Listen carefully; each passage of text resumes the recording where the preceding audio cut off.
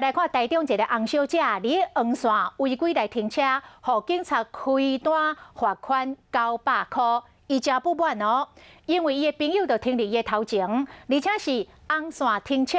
竟然才罚300块。伊讲伊想袂晓，甚至来指控着警方是看车的牌子咧开单。这个警方特别出来驳回，讲当时开单的原证无法度确定，伊这个朋友违规停红线是临时停车，也则是违规停车，所以就先用临时停车来甲开单。尾啊，洪小姐来投诉，因有调出这个监视器，确定伊这个朋友是违规红线停车，讲会搁加补开罚单。我的朋友他是停在我前面，那前面他是属于是红线。那我看到他的金额是300块，我当时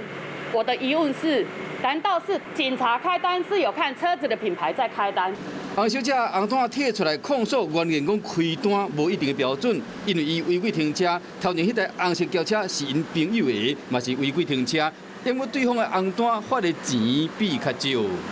今天我确实是有停在黄线，我认了。那我的疑问是说，为什么黄线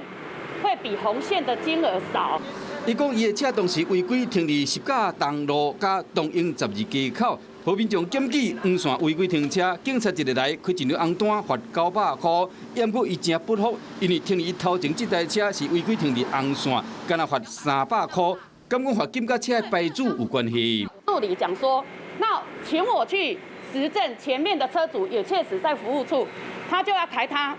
900块。这是你们警察的疏失，有需要叫我们大义灭亲吗？伊找3个议员斗3工拢被拒绝，只好甲市政府信箱、甲警察局申诉，嘛无结果。警方有出面说明。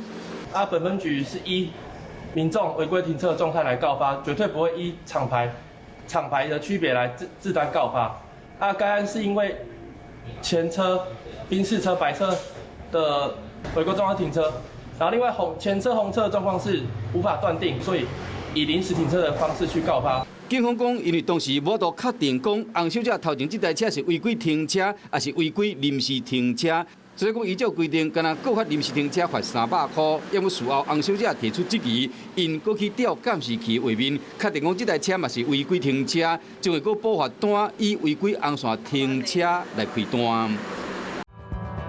想要获取更多新闻资讯，想要看到主播最新的动态，赶快订阅华视 YouTube 频道。